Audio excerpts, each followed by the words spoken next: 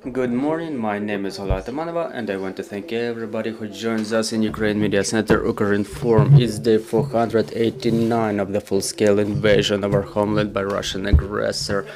And now we will be talking about the situation in the south of our country. Joining us online is Natalya Gumenyuk, head of the United Coordinating Press Center of Security and Defense Forces of the south of Ukraine. Good morning, Miss Natalya. Glory to Ukraine. Good morning. Glory to the heroes. Miss Natalya, what can you say about the current situation in the south? We know that the situation is changing quite dynamically. What are the news? Yes, the situation remains tense and very dynamic, really. As our commander-in-chief says, there is advance in all the directions, but we have to realize that during the battles, when the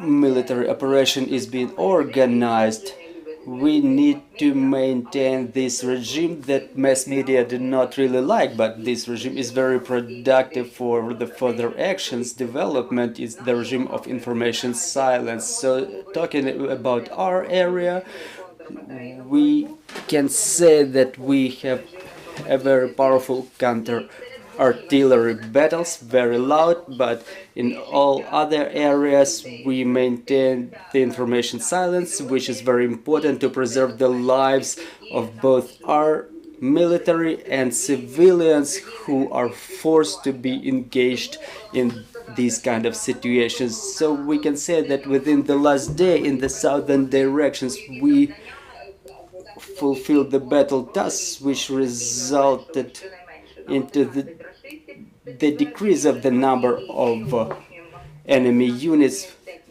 for at least 11 material and 11 personnel, including boats which the occupiers used to find new positions for their mortar teams, and heavy artillery that enemy tries to use to attack the West Bank and terrorize the civilians. We continue our military work, and the enemy continues terrorizing our civilians, including using aviation and guided aviation bombs. Now they bomb the occupied territories, reverting to their tactics. 1, 2. Miss Natalya, we're not hearing you right now, unfortunately. Can you hear me now? Yes, we can hear you now. I can repeat the last phrase if... Well, we've heard that where the occupied territories are being bombed. Yes, absolutely. And they blame our security and defense forces for that, because this is the favorite tactics of the terrorists to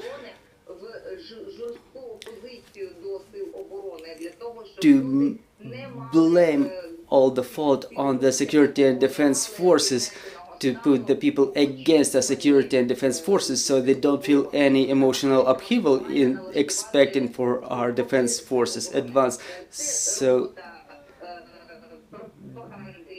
this is a propagandist work that does not work on our people in the occupied territories. It does not switch on any reflexes in the people in the East Bank, because the people know who really bombs them.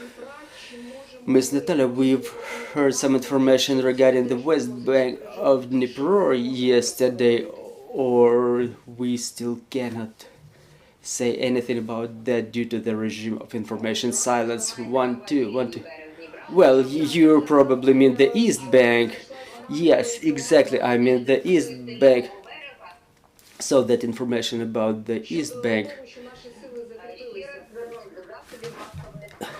Once again, I want to address the mass media that you have to know when to inform the community on what, and you have to rely on the information from the military. Those who do the job will report on the job done. Don't hurry,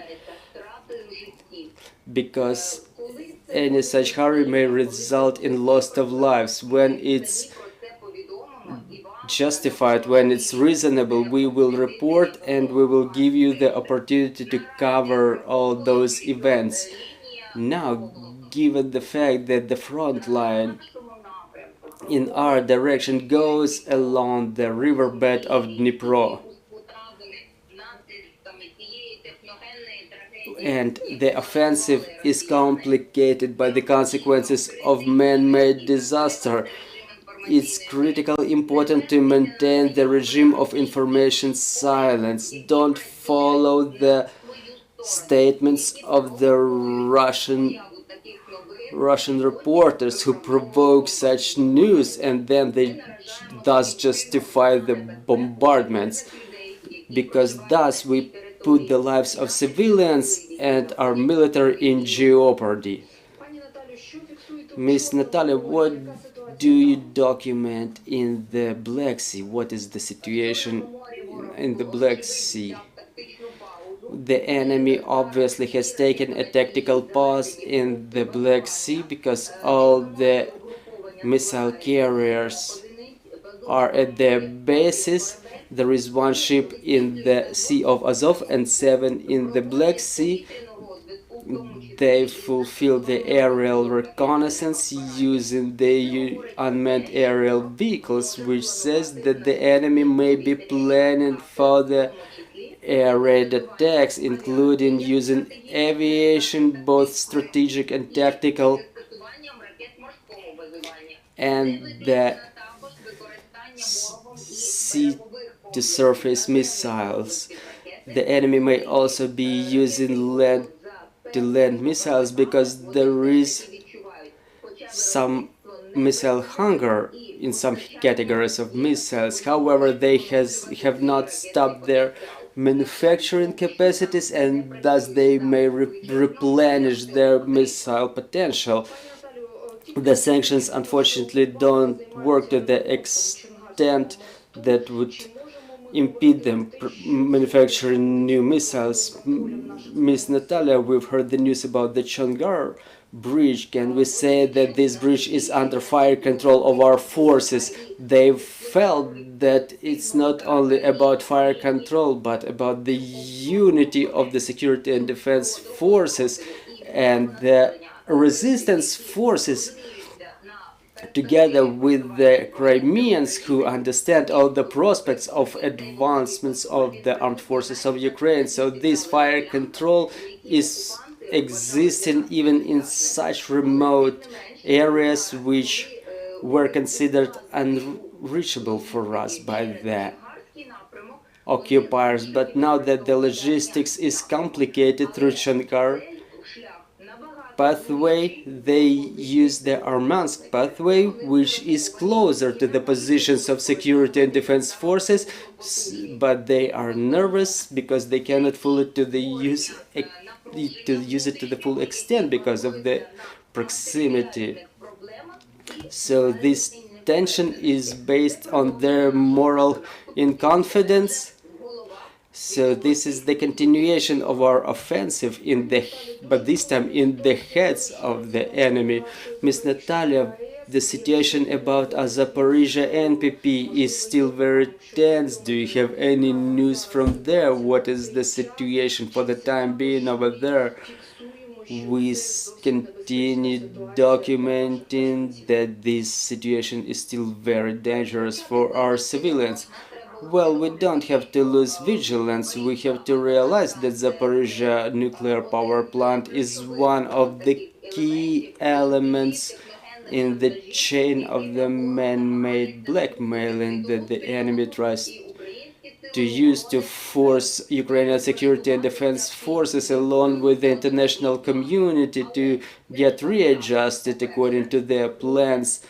But it's the blackmailing, first of all, and secondly is the blackmailing that can be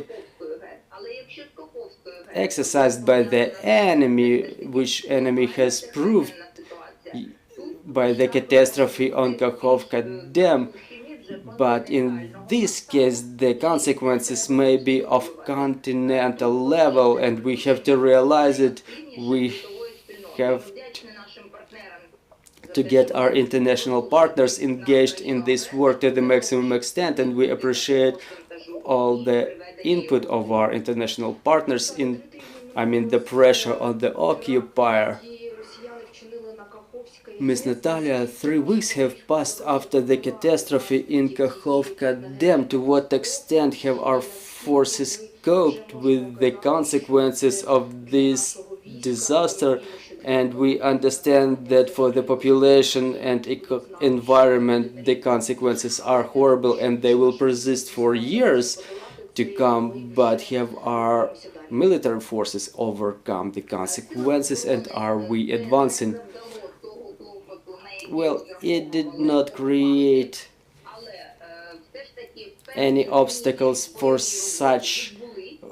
our security and defense forces, such as the enemy was counting on, and they all fall into a global plan of advance of our security and defense forces, which the occupier is afraid of.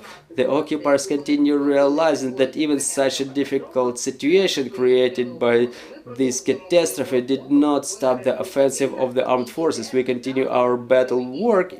It brings results, and it goes according to the plan which was previously coordinated, and I'm sure soon we will witness the results that will be of joy to everybody. Well, thank you for wrapping up on this positive note. Thank you for joining our broadcast. I'm reminding you, dear colleagues, joining us was Natalya Gumenyuk, head of the United Coordinated Press Center of the Security and Defense Forces of the South of Ukraine, and we want to thank our security and defense forces. Continue working together for our victory, and glory to Ukraine.